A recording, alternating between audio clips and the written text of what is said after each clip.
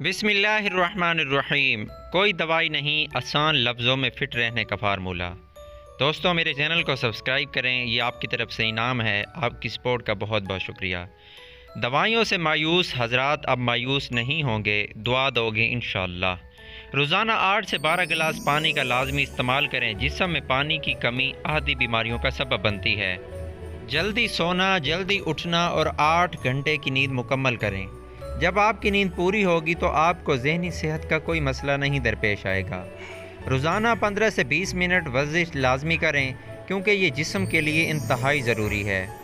कम खाएं और ज़्यादा से ज़्यादा चबा कर खाएं।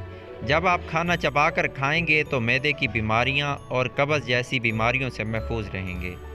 मौसम के लिहाज से सब्ज़ियों और फलों का इस्तेमाल करें। जब मौसम ख़त्म हो जाए तो इस सब्ज़ी और फल का इस्तेमाल हरगिज़ न करें। जहाँ तक मुमकिन हो सके अपनी ज़िंदगी में शहद का इस्तेमाल करते रहें, क्योंकि कुरान पाक में है कि कुरान रूह की ग़िज़ा है और शहद जिस्म की ग़िज़ा है।